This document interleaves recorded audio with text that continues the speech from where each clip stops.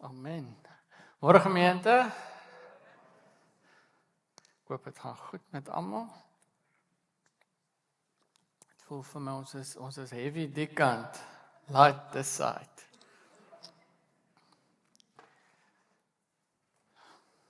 Ja, Vader, dankie dat ek ook net myself voor U beskikbaar kan stel, Vader. Here, soos Paulus sê, hy kom in vrees en bewering. Here, so kom ek ook in vrees en bewering, Here. Want die woord is heilig en die woord is waarheid, Vader. En ons kan nie ligtelik daarmee omgaan nie. Here, ek kom in afhanklikheid van U en van U Heilige Gees wat self hierdie gemeente sal bedien. En ons sê vir U dankie daarvoor, Jesus. Amen. Julle, ons gaan vanoggend verder kyk na die belangrike opdrag wat Jesus vir ons as gemeente gegee het. Die hele saak van abiding in me. Ek dink nie ons kan te veel daaroor praat nie. So belangrik is daai opdrag vir die tyd waarin ons lewe. Nou in ons bestudering daarvan, hier van die begin van die jaar af, het ons nou al baie verwys na die wingerdstok en die lote van Johannes 15. In my opinie, Johannes 15, een van die belangrikste stukke lering wat Jesus self gebring het, om te verstaan waaroor die nuwe verbondslewe gaan. Dis 'n hoofstuk waarby jy kan stil staan en indrink wat Jesus daarso kom leer, self. Maar vanoggend wil ons nou kyk, ek wil stil staan by die eerste 2 verse van hierdie belangrike hoofstuk. Johannes 15 vers 1 en 2. Met ander woorde, ek wil kyk na dit wat Jesus sê, wat dan aanleiding gee tot hierdie opdrag om te bly in hom. Wat sê hy wat uitloop op hierdie opdrag? En dis waarna ons wil kyk volgens. So, ons kan blaai na Johannes 15 vers 1 en 2. Jy kan jou Bybel daar ooplos. En natuurlik gaan ek baie skrif hierbo vir jou wys, maar ons anker is om hierdie skrif weer te verstaan. Ek lees vir julle. Ek is die egte druiwestok en my Vader is die landbouer. Elke loot aan my wat nie vrug dra nie, sny hy weg. Maar elkeen wat vrug dra, snoei hy skoon, sodat dit meer vrug kan dra. Nou heel eerste wat ons hierso moet sien, dat in die wingerdstok, in Jesus Christus, is daar 2 tipe lote.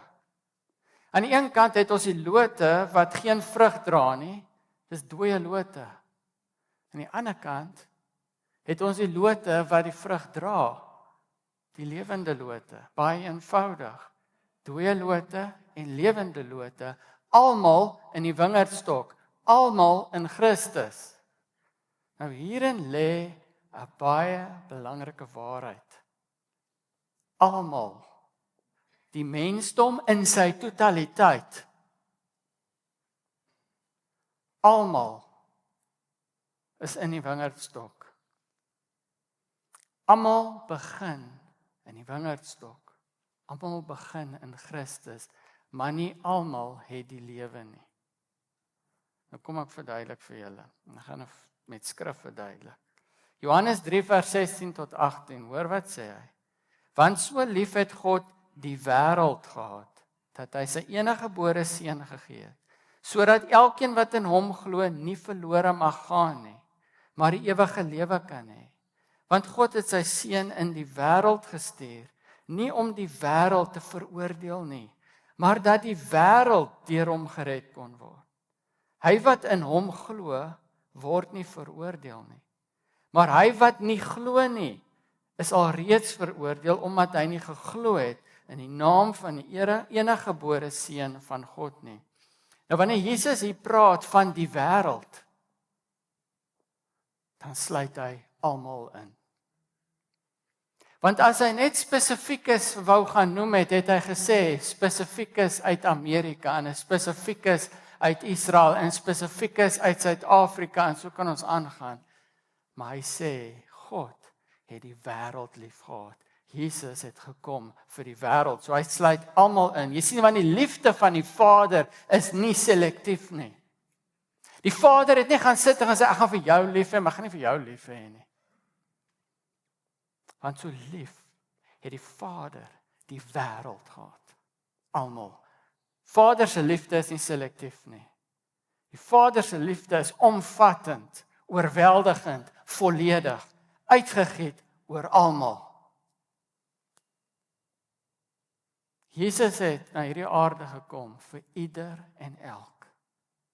En hy het vir ieder en elk na die kruis gegaan. 2 Korinte 5 vers 14 tot 15 bevestig dit. Die liefde van Christus dryf ons, omdat ons tot die insig gekom het, dat indien een vir almal gesterf het, almal dan gesterf het, hoor julle? En hy het ter wille van almal gesterf, sodat die wat leef, nie meer vir hulle self sal leef nie, maar vir hom wat ter wille van hulle gesterf het en opgewek is. Hoor jy die woordjie almal? Nou 2 Korinte 5 vers 21 sê,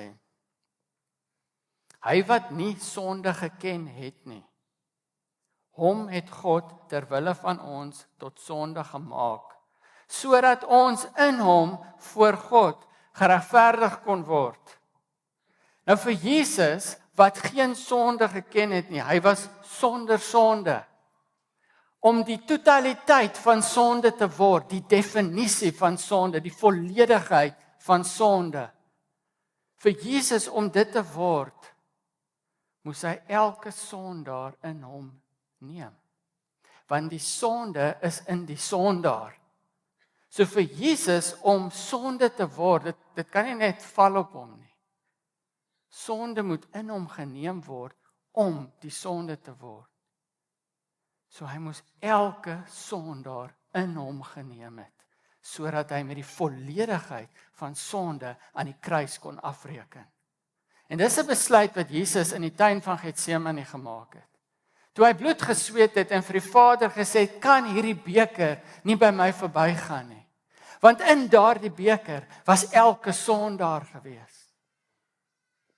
En wanneer Jesus daai beker neem, dan word hy sonde en sal hy die straf van die sonde dra aan die kruis.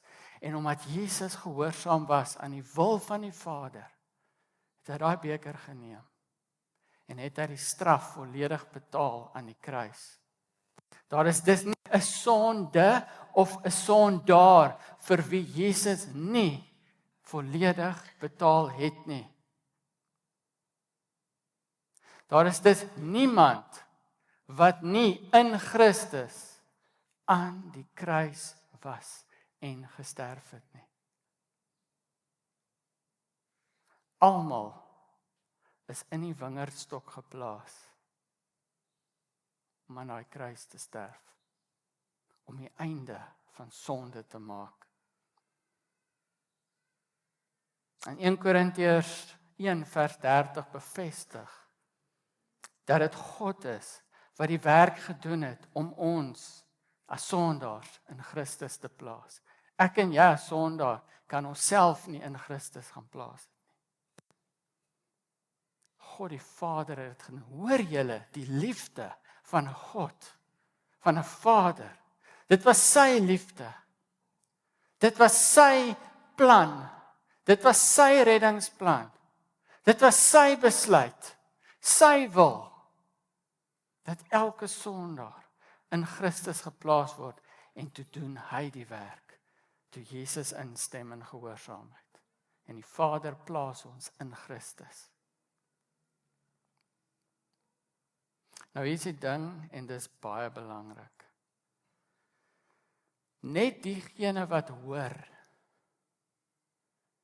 en begryp wat met hulle aan die kruis gebeur het, dat hulle reeds saam met Christus gesterf het, Galasiërs 2:20, dat hulle sondeskuld volledig voorbetaal is, en hulle kom dan tot bekering, deur 'n geloofsoorgawe aan Jesus Christus as hulle redder, omdat hulle hierdie goeie nuus aanvaar en geloof.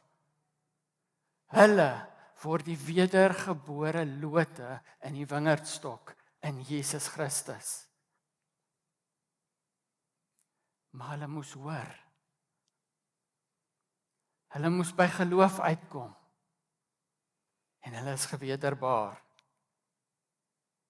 Jy sien, hulle word lewendig omdat hulle deur geloof in die wingerdstok, in Jesus Christus, nou die lewe ontvang vanuit die wingerdstok.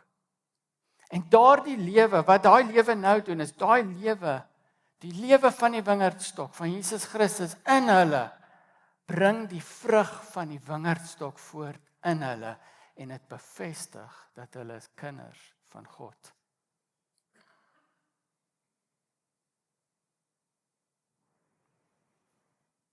So alles gaan hier oor geloof.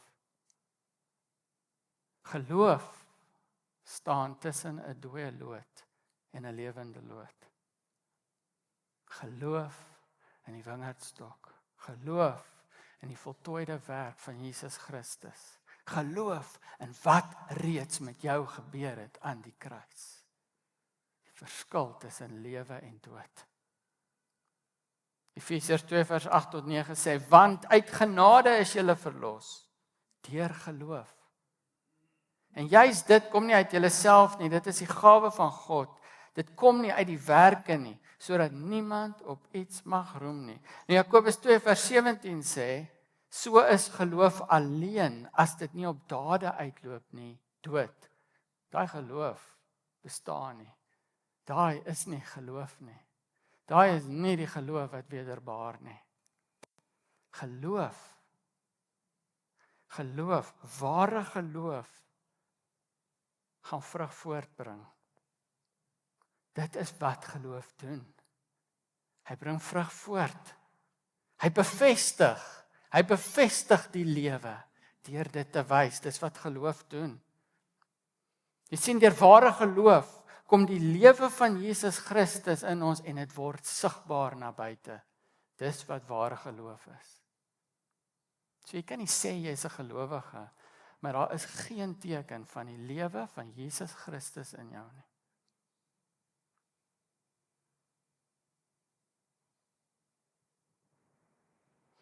Efesiërs 3 vers 17 bevestig, jy sien Jesus lewe in sy lewe woon in ons deur geloof.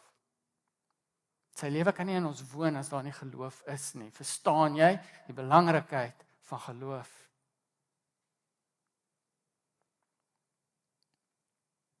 Dus geloof in Jesus as ons redder wat van ons 'n lewende loot maak in die wingerdstok, wat sy lewe ontvang deur geloof. En daai geloof bring 'n vrug voort van die wingerdstok. Wat het ek nog gedoen op hierdie oomblik om by vrug uit te kom? Net geglo. Toe die disippels vir Jesus vra, wat moet ons doen? Wat se werk moet ons doen? Toe sê hy, die werk wat julle moet doen is om te glo in die Seun van God. Dis ons werk. As jy dan nog van werke wil praat. As jy jou redding wil baseer op werke, dan sê ek nou vir jou die werk wat jy moet doen. Wat Jesus sê, is om te glo in wat hy gedoen het in sy werke. Geen ander werk of mooi dingetjie wat jy doen, gaan vir jou redding koop hê. Geloof in Jesus Christus. Maar dan het ons ook aan die ander kant die ander lote. Hulle is ook in die wingerdstok. Deur die kosbare genadewerk van die Vader. Hulle is ook in die wingerdstok. Hulle sondeskuld is ook voorbetaal. Maar hulle kom net nooit op die plek om te hoor en te begryp wat hierdie goeie nuus vir hulle is nie. Hulle hoor nooit die goeie nuus nie. En omdat hulle nie die goeie nuus hoor nie, weet hulle nie wat met hulle gebeur het nie. En omdat hulle nie weet wat met hulle gebeur het nie, is daar nie geloof nie. En omdat daar nie geloof is nie, vloei die lewe uit die wingerdstok nie. En daardie lote word dooie lote. En op die einde is dit die dooie lote wat afgeknip word van die wingerdstok en in die vuur gegooi word.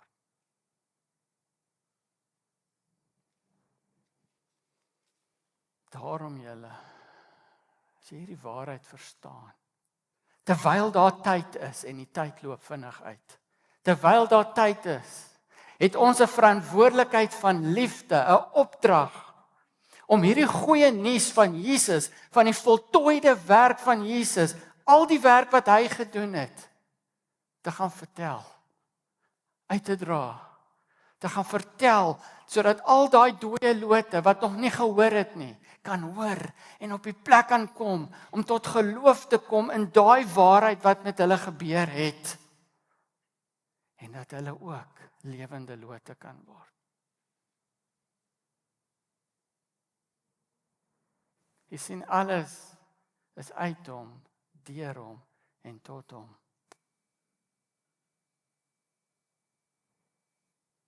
En daarom het ons so 'n belangrike verantwoordelikheid om te gaan vertel, ons het goeie nuus. Ons het goeie nuus. En ons wil mense lei deur die plek om te glo in die volledige werk wat reeds met hulle gebeur het.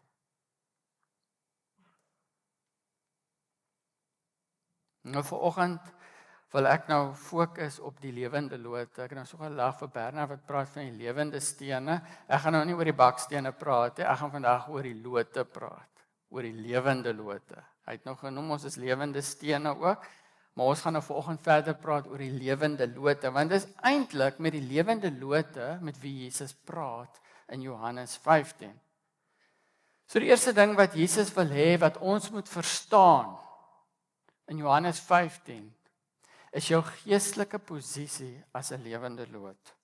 Kolossense 3 vers 3. Baie belangrike vers. Julle het immers gesterf en julle lewe is saam met Christus verborge in God. Praat nou met die lewende lote. Paulus bevestig hier jou geestelike posisie presies wat Jesus beskryf in Johannes 15 vers 1 tot 2.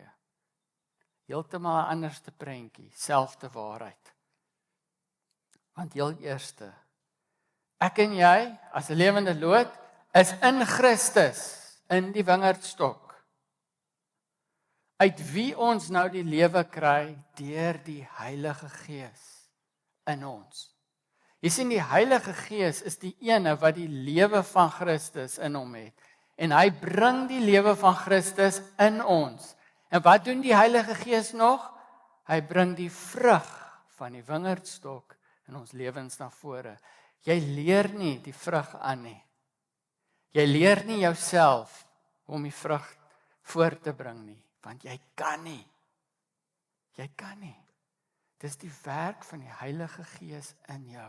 Omdat jy gewederbaar is, omdat jy sy Gees ontvang het Jesus sy Gees gestuur om sy lewe in ons te bring. En daarom sê Paulus, die groot geheimenis van die nuwe verbond, Kolossense 1:27, Christus in ons. Deur die Heilige Gees. En dit maak van ons, soos 2 Petrus 1 vers 4 sê, deelgenote aan die goddelike natuur. Die Heilige Gees bring in hierdie loot wat lewe, die natuur van die wingerdstok van Christus, goddelike natuur, en jou natuur as loot verander. Jy lyk anderste as die dooie loot, want daar begin vrug in jou groei. Daar's lewe in jou, 'n ander natuur, die natuur van die wingerdstok. Weereens, dit kom deur geloof. Maar nou verder, Jesus as ons wingerdstok in wie ons is die ene wat ons nou in stand hou. Daai posisie is 'n posisie van instandhouding. Jy wapper nie soos 'n stuk los draad daar in die lug rond nie. Jy is geanker in die wingerdstok in Jesus Christus. In Kolossense 1 vers 17 sê hy, in hom hou alles stand. Dis een van die beloftes waaraan ek vashou wanneer ek deur die diepste storms gaan. Hou ek vas aan daai waarheid en verklaar dit met my mond. Dat in hom, in wie ek is, hou alles stand. So ek gaan nie aan mekaar val nie. Jy sien, Jesus raak jou geestelike stabiliteit.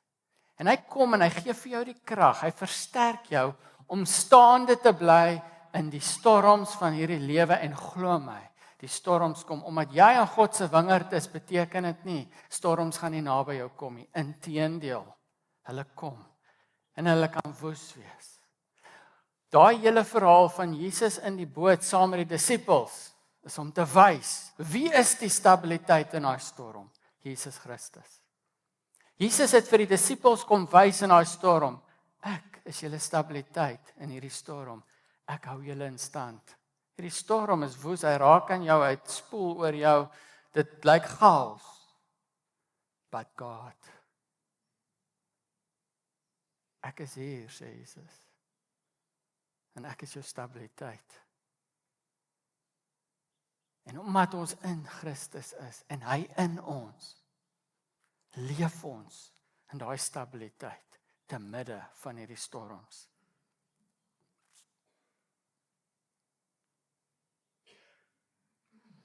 Jy sien vanuit die wingerdstok, gee hy vir jou, soos 2 Petrus 1 vers 3 sê, alles wat nodig is om Godvreesend te leef. Jy word gevoed, daai lewende loot word gevoed uit die wingerdstok, met alles wat jy nodig het, om te vervul die lewenspaadjie wat hy vir jou uitgesit het, en om met Godvreesend te leef. Jy hoef dit nie te gaan skep, te gaan maak nie. Dit word aan jou gegee vanuit die wingerdstok. Hoor jy hoekom Jesus se opdrag so belangrik is, dat hy vir jou sê, bly in my, hou vas aan my, want uit my uit kry jy alles wat jy nodig het, en word jy in stand gehou. Ons moet Jesus kies die hele tyd. Want Judas 1 vers 24 sê, dis net Jesus wat die mag het om vir my en jou by die wenstreep uit te bring. Moenie dink jy is so oulik dat jy kan hierdie paadjie van Christendom stap tot op die einde nie. Jy sal val. Net Jesus kan ons uitbring by die wenstreep. En hy is getrou. En jou posisie in hom is verseker en vas deur geloof. Jy sien die wingerdstok verloor nie sy lote nie. Maar wanneer jy geloof laat vaar in jou lewe en jy draai teen Jesus, sê ek glo nie meer nie, weet nie hoe 'n mens op so 'n plek kan kom nie, dan kies jy teen die wingerdstok. Maar solank as vir daar geloof in jou hart is, van Jesus wat die prys vir jou betaal het, maak nie saak wat jy doen nie, die wingerdstok hou jou vas. Nou, dit bring ons nou by die tweede deel, né? Paulus het gesê, ons is saam met Christus, in Christus, verborge in God. Jesus sê, hy is die wynstok, ons is in hom. En hier kom die volgende deel. Johannes 15 vers 1 tot 2 sê, ons het die Vader as die landbouer oor sy wingerd. Hoor jy die dubbel laagie, beskerming, die dubbel laagie waar binne in jy leef. Jy's in die wingerdstok, en die Vader as die landbouer wat heers oor hierdie wingerd. Jy staan nou onder die heerskappy, die beskerming, die versorging en die toesig van die Vader as landbouer oor sy wingerd. Laat hierdie waarheid net by jou insink. Die onsaglike, veilige en vaste posisie wat jy het, net omdat jy glo. 'n Vader wat toesig hou oor sy wingerd, sy gesag afdwing op sy wingerd.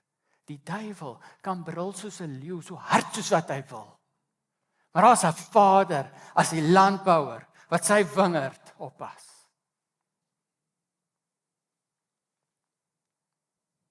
Maar weet wat beteken dit ook? Dat ek en jy behoort nie meer aan onsself nie. Ons behoort aan die landbouer. Ons is oorgegee aan die landbouer. Ek het nie meer 'n sê oor myself nie. Ek het nie meer 'n sê oor wat en hoe en wat dinge moet gebeur nie. Al die opinies wat jy oor jouself het en wat jy oor ander het. Dis tyd dat jy dit laat gaan.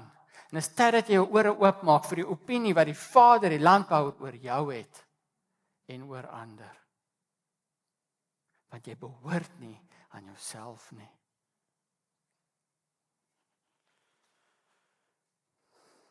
In Johannes 15 vers 2 sien ons nou dat die Vader as hierdie landbouer kom en hy werk, hy kom doen 'n werk aan hierdie lewende lote. Ons is nie maar net in die wingerdstok.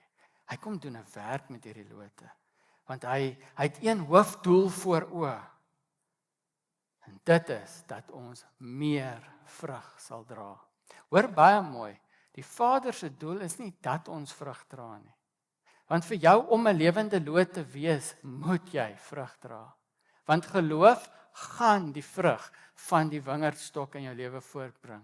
As jy tot geloof kom, al is daar 'n bietjie vrug, jou lewe sal wys, jy het Jesus ontmoet.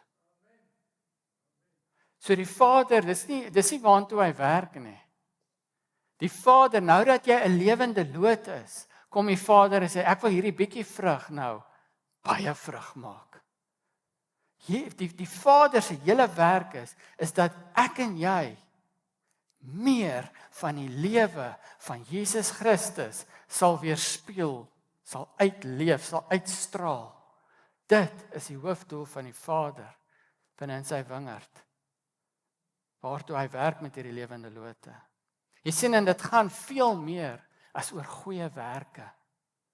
Wie jy is in karakter, in spraak, in denke en in dade, daai volle pakkie van wie jy is, moet totaal en al verander na meer van die beeld van Jesus Christus.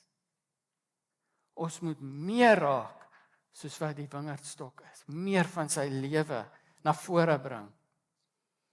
En dis wat 2 Korinte 3 vers 18 sê, we are being transformed into his image with ever increasing glory, which comes from the Lord, who is the Spirit. Dit waartoe hy werk in ons. Dis die Vader se missie, dis sy wil, dis wat hy doen in jou lewe, want dis die uitkoms. Is dat ons al meer soos Jesus sal lyk. Hoekom? Hoekom is dit so belangrik? Want die Vader is besig om van my en jou die sout en lig van Jesus Christus te maak, sodat as ons in hierdie wêreld ingaan, tussen die dooie lote, dat hulle nie net die goeie nuus kan hoor nie, maar dat die goeie nuus bevestig kan word deur wat hulle sien in ons lewens. Dat hulle kan sien hoe lyk die vrug van 'n lewende loot. Dit help nie ons gaan vertel net nie, maar ons lyk soos 'n morsdood loot nie.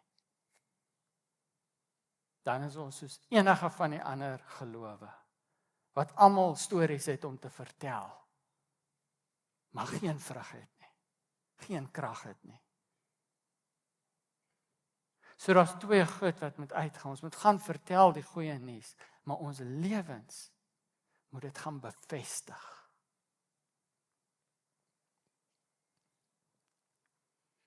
God verander ons na die beeld van Christus, sodat ons ander kan bereik. Jy sien, met God die Vader, die landbouer, is 'n redder in sy natuur, in sy wese, van die begin af.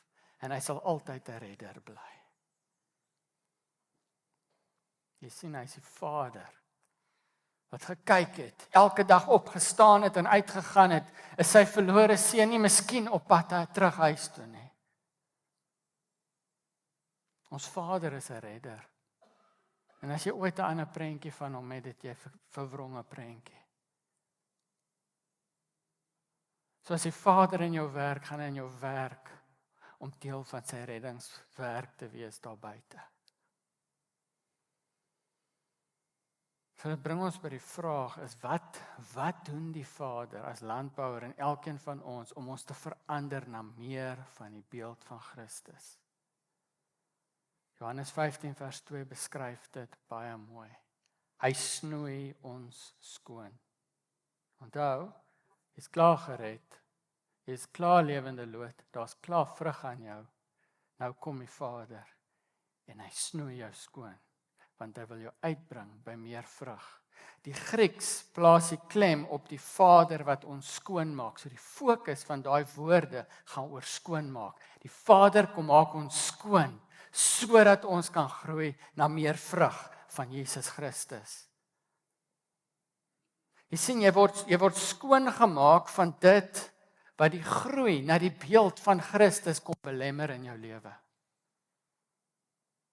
Dis wat skoon gemaak word, die hindernis vir groei, kom maak die Vader skoon, sodat groei kan plaasvind. En dis 'n werk wat outomaties met jou gebeur, as 'n kind van God. Want jy behoort nie aan jouself nie. Jy is die eiendom van die landbouer. En hy het 'n doel voor oë met jou. En hy gaan sy werk doen in jou. As nie 'n kind van God wat hierdie werk vryspring nie. En vanoggend hoop ek jy kry perspektief oor hierdie werk wat die Here in jou doen. Hebreërs 12 vers 5 tot 8 sê: Julle het ook vergeet van die aanmoediging wat tot julle as kinders van God gerig word. My kind, moet dit nie gering ag as die Here jou tug nie. En moenie mismoedig word as hy jou teregwys nie. Want die Here tug hom wat hy liefhet. Hy straf elkeen wat hy as kind aanneem. Elkeen wat hy as kind aanneem. Verdra die tug as opvoeding, want God behandel julle as sy kinders. Is daar miskien 'n kind wat nie deur sy vader getug word nie? As julle nie getug word soos al die ander nie, dan is julle nie werklik sy kinders nie.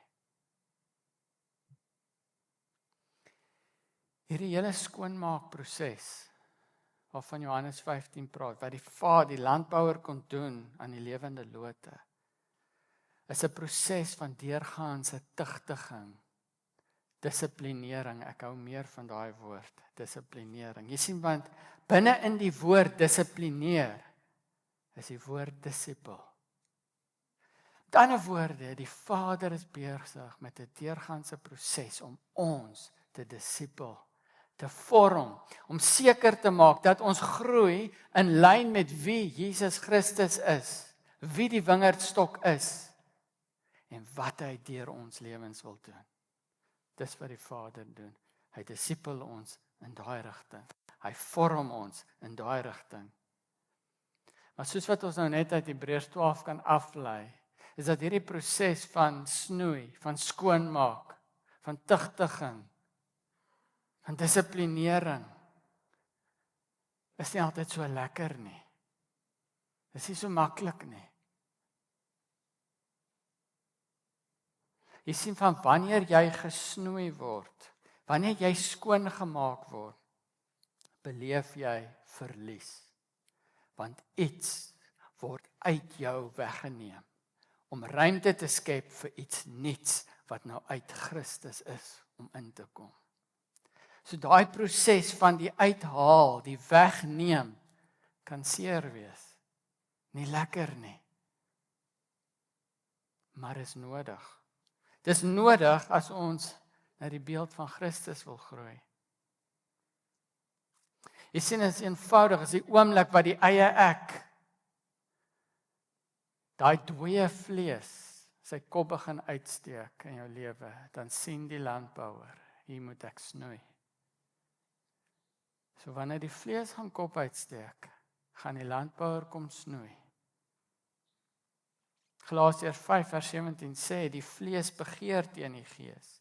En die gees begeer teen die vlees. Die twee opponeer mekaar, sodat julle dit, wat julle ook al wil, nie kan doen nie.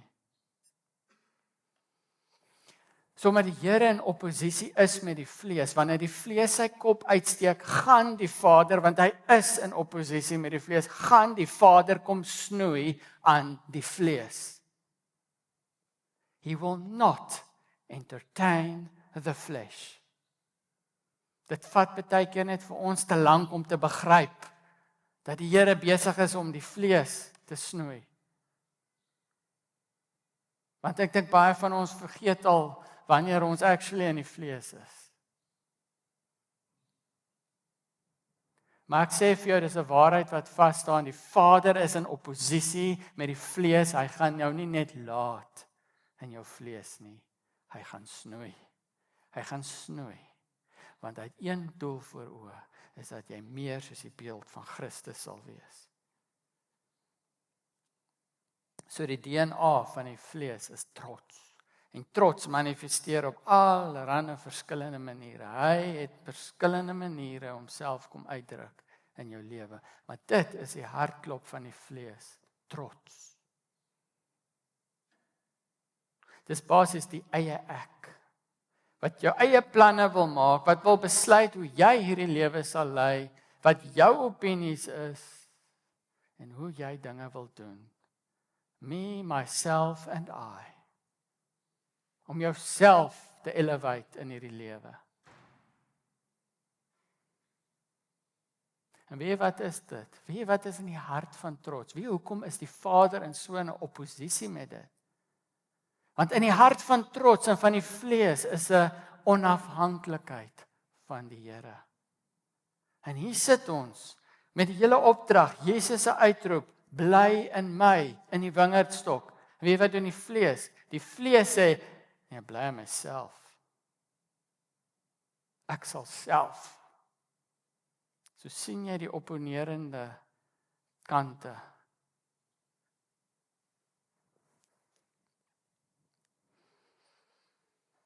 Die vlees besluit waar hy wil groei, hoe hy wil groei, wanneer hy wil groei en hoe dit moet lyk. En die Vader as landbouer kom en hy sê, werkie so nie, ek snoei vir jou. En jy weet wanneer jy besig is om nou die vlees tevrede te stel. En ek kom sê vanoggend vir jou, weet maar net, die landbouer kom met 'n snoeisker. Want hy's in opposisie met daardie ding wat ons noem die vlees. Jy sien die Vader snoei ons die heeltyd tot die plek van nederigheid en afhanklikheid van die wingerdstok van Jesus Christus, sodat ons die wingerdstok Jesus Christus die heeltyd voor oë sal hê. Nederigheid is die teenoorgestelde van trots.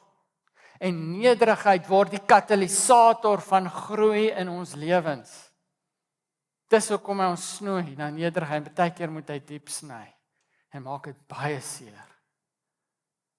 Maar snoei gaan hy snoei om by nederigheid uit te kom. Want Jakobus 4 vers 6 sê, God staan die hoogmoedigen steen, maar aan die nederiges gee hy genade.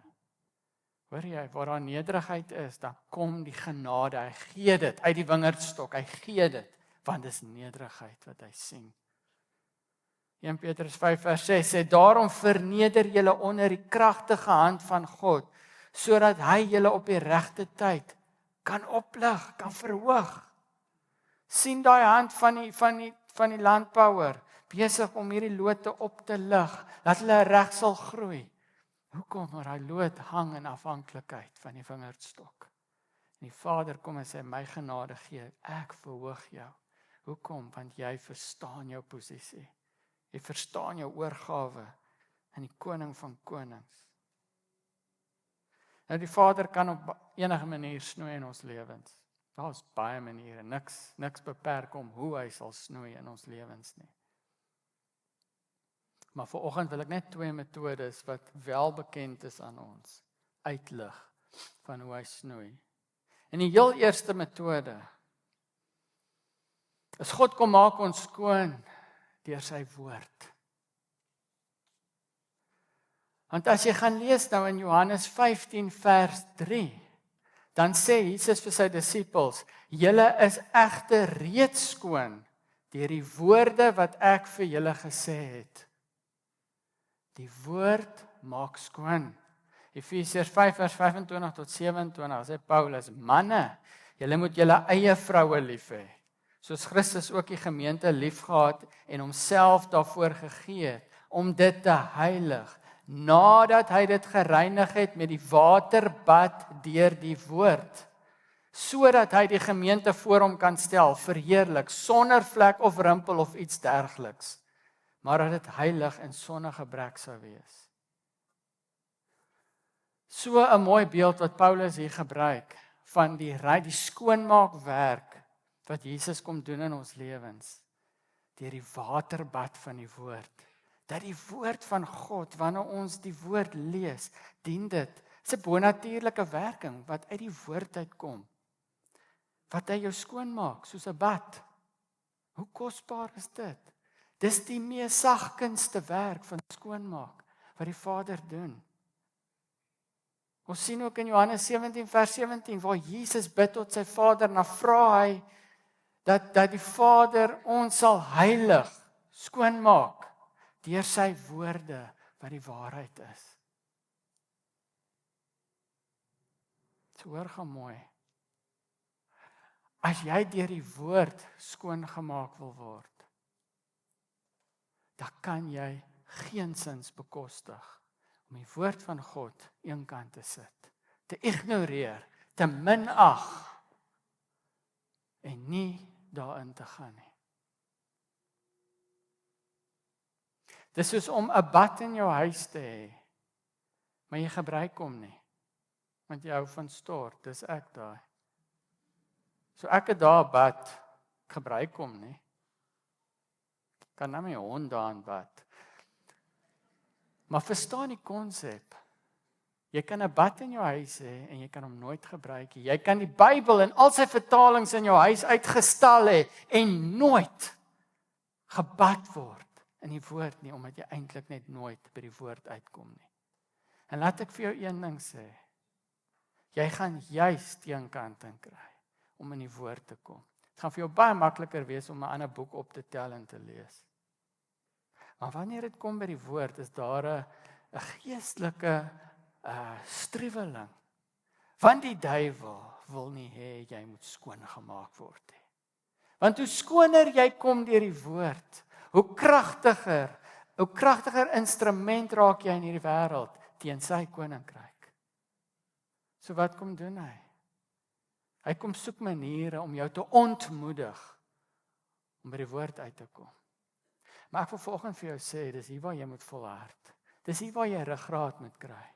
Dis hier waar jy moet sê vir Jesus, U het my alles gegee wat nodig is om U te kan dien, en dit beteken ook om U woord op te neem.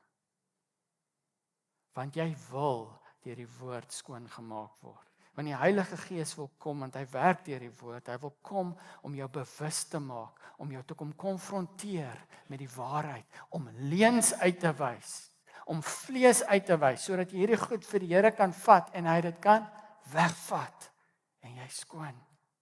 Dis wat hy deur die woord wil kom doen. En in die proses wat jy in die woord is, kom voed hy jou met die geloof wat nodig is om te groei. Sien jy hoe kragtig is die woord van God? Die onsaglike groot geskenk wat ons gekry het. Hoekom mense op brandstapels moes sterf om vir ons die Bybel te kon kry. Nou dit bring my by die tweede metode wat wel bekend is aan ons almal, waardeur gesnoei word. En dis daai moeilikheid, die swaar kry, die verdrukking, die beproewings waardeur ons almal gaan. Jy sien, dis waar die snoeiwerk van die Here nou prakties en fisies raak. Dit gebeur daar waar die tekiriteer tref, daar in ons alledaagse handel en wandel, daar waar ons werk en waar ons beweeg en waar ons is. Die snoeiwerk van die landbouer hou nie op nie. Al is dit anders vir ons almal. Ons almal ken die uitdagings en die verliese en die moeilikheid van hierdie lewe. Ons almal ken dit. Of dit nou aanslae is van die bose. Die Vader as die landbouer staan soewerein bo ons almal. En al kom die duiwel met sy aanslae, dan gaan baie van hulle kom. Dan kom die Vader en hy gebruik dit om 'n snoeiwerk te doen in ons, sodat sy wil sal geskied, sodat ons skoon sal kom, sodat ons sal groei in meer van die lewe van Jesus Christus. So hoe harder die vyand jou aanval, hoe groter raak die uitkoms in die gees in jou lewe. Daar's die Voorbeeld van Job, wat ons almal ken. Sien, die duiwel wou Job eintlik vernietig. Die Vader sê, jy sal hom nie doodmaak nie. Soewerein. Die Vader is soewerein. Maar die Vader laat die duiwel toe om vir Job te kom aanval. En die duiwel kom en hy bring skade op skade op skade, pyn en smart en alles wat sleg is oor Job. Ek dink nie daar's iemand ergens wat deur meer hel op hierdie aarde is as 'n Job nie. En die Vader laat dit toe. Want Job staan soewerein onder die Vader, wat soewerein oor hom is. En weet wat doen die Vader in al hierdie goeters? Want die Vader ken sy lote. Hy weet wat jou kapasiteit is om te hanteer. En Job was reeds 'n ou wat onsaglik baie vrug gedra het. Maar die Vader het gesien, daar's nog vrug wat kan groei in Job. En weet jy wat is die uitkoms van Job? Is die Vader het gesnoei tot 'n plek waar Job tot 'n nog groter en dieper openbaring gekom het van wie God is. En ons almal ken die einde van Job. Maar wat ons wel sien in hierdie verhaal van Job, is dat hierdie snoeiwerk kan onsaglik traumaties wees. Niemand van ons is gevrywaar van die goeters wat kom teen ons nie. Ons gaan ook die storms beleef. Maar ek wil hê jy moet weet, daar's 'n Vader wat in beheer is van jou lewe. Ons almal het seker al uitgeroep. Hoekom ek, Here? Hoeveel nog, Here? Waar kom hierdie moeilikheid nou vandaan, Here? Vat dit weg, Here, asseblief, ek kan nie meer nie. Maar wanneer jy hierdie uitroepe maak, onthou net hierdie waarheid. Lyding en swaar kry was deel van Jesus se vorming ook, al is hy die seun van God. Dis vir my 'n fascinerende stuk waarheid. Dat God vir Jesus deur lyding en swaar kry laat vorm het. Is hy die seun van God. Hebreërs 5 vers 8 tot 9 sê, hy, al was hy die seun, het gehoorsaamheid geleer uit wat hy gelei het. En nadat hy volmaak is, het hy vir almal wat hom gehoorsaam is, 'n bewerker van ewige saligheid geword. 2 Timoteus 3 vers 12 kom sê dat vervolging, die aanslagte van die vyand, gaan vir jou kom as kind van God. Nie miskien nie, dit gaan. Veral as jy nog godvreesend wil leef. As jou begeerte is om meer vrug te dra, om te groei in Jesus, dan gaan die duiwel vir jou kom. Jy gaan vervolg word. Nie miskien nie, jy sal. Want die duiwel kan dit nie bekostig nie. Maar daar kom Paulus. Dan moedig hy ons nou aan in Romeine 5 vers 3 tot 4 om hierdie verdrukking te omarm, want hierdie verdrukking word die voertuig dat nog meer van die eienskappe van Jesus Christus in jou bewerk word. Paulus, hy omarm verdrukking want hy wil groei. Hy wil groei na meer van die beeld van Jesus Christus. Hy wil lyk soos Jesus en nie soos Saulus nie. En natuurlik gaan Jakobus saamstem. En hy bevestig vir ons ook.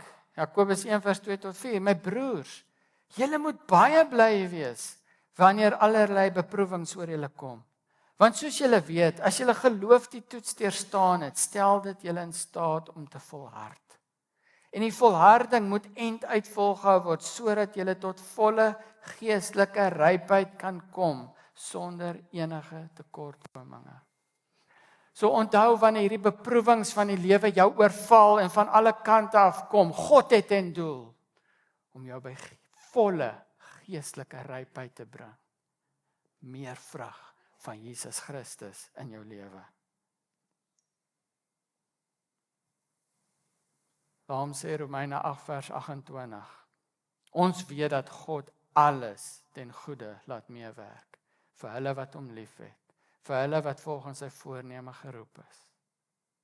jou pyn, jou hartseer, jou verlies, is besig om in hierdie oomblik 'n goddelike werk in jou te word.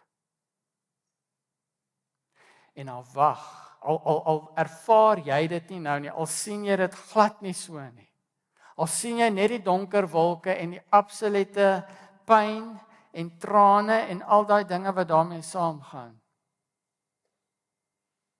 Al is dit wat jy sien, bly die waarheid vas dat God is agter dit besig om 'n goddelike werk in jou te doen. Daar wag 'n goddelike uitkoms in jou lewe. Nie 'n vleeslike uitkoms nie. Nie 'n wêreldse uitkoms nie. 'n goddelike uitkoms, 'n koninkryks uitkoms, 'n hemelse uitkoms. Die wil van die landbouer, van die Vader wat deur jou lewe 'n realiteit gaan word, wat uitgevoer word. Meer van die lewe van Jesus Christus, helder lig, meer krag. Meer seën om uit te giet na buite. Nou, hier is 'n belangrike punt. Jy gaan nie groei net omdat jy gesnoei is nie. Nee. Om te groei vanuit die snoei vereis iets, en dis Johannes 15 vers 4. Jesus wat sê, bly in my. Bly in my. Jy sien, Jesus gee hierdie opdrag nadat hy gesê het, die Vader gaan kom snoei aan julle as lote. Nou kom Jesus en hy sê, bly in my.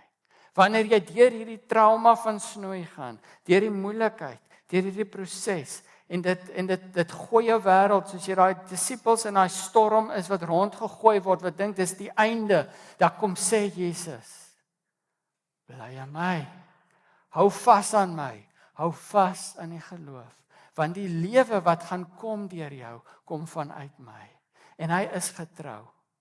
Hy is getrou want hy gaan ons by die wenstreep bring. Dit is daai veilige posisie waarin jy is. Te midde van die vreeslikste goed wat met jou kan gebeur, bly jy in hierdie veilige posisie van die landbouer, wat oor sy wingerd heers, en die wingerdstok wat ons in stand hou, en ons met lewe voed. Ek sluit af met 2 Korinte 4 vers 8 tot 10. In alles word ons verdruk, maar nie oorweldig nie. Ons is oor raad verleë, maar nie radeloos nie. Ons word vervolg, maar nie in die steek gelaat nie. Ons word platgeslaan, maar nie vernietig nie. Die sterwe van Jesus dra ons altyd in ons liggaam met ons saam, sodat ook die lewe van Jesus in ons liggaam sigbaar kan word. Maak nie saak wat in hierdie lewe na jou kant gegooi word nie. Solank as wat jy in Christus Jesus sal bly, sal die vyand nie slaag in sy aanslag op jou lewe nie. Hoor gou mooi.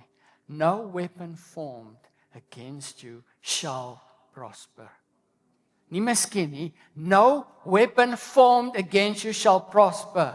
Kom ons sê dit almal saam.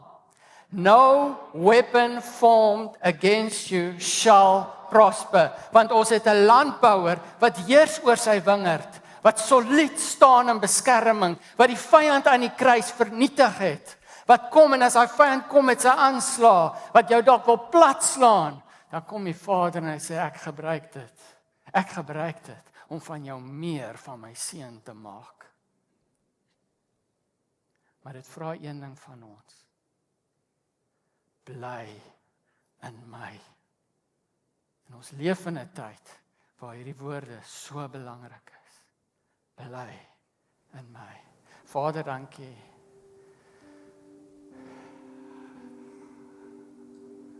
Dankie, Vader. Dankie vir die goeie nuus, Vader. Here, dankie dat ons gebore kon word in 'n reddingsplan wat reeds uitgevoer is. Here, dankie vir die genade wat ons gebring het op 'n plek, Here, wat ons daai goeie nuus kon hoor en ons ook wedergebore kon word, Vader. Dankie Jesus dat ons die lewe kon kry deur geloof. En Here, ek wil vanoggend kom en ek wil elke dooie loot daar buite, Vader, voor U kom bring. En ek weet U hart is, Here, dat hulle tot lewe sal kom. En Here, ek wil vir diegene hier binne, Vader, wat dalk 'n dooie loot nog is, wat nog nie geglo het in hierdie goeie nuus nie, maar wat nou op die plek gekom het en sê, ek glo dit ook oor my lewe. Jesus is my redder. Here, wil ek sê, dankie Vader dat U lewe bring. En ek kom bid, Vader, dat U ons so sal dring deur U liefde, Vader, dat ons sal uitgaan en hierdie goeie nuus gaan vertel van U reddingswerk, sodat elkeen tot geloof kan kom. Here, U wag dat nog en nog net tot geloof sal kom. Ek kom bid, Vader, dat ons bereid sal wees as Logos gemeente om gesnoei te word. Here, dat ons harte vir U sal oopmaak om gesnoei te word, sodat ons meer en meer vrug van Jesus Christus sal dra. Here, ek kom bid dat in hierdie gemeente ons sal klaarmaak met die dinge van die vlees. Hierdie dinge wat net seermaak en dood bring. En Here, dat ons aandag sal draai na die wingerdstok, in wie ons veilig is, uit wie ons lewe kry.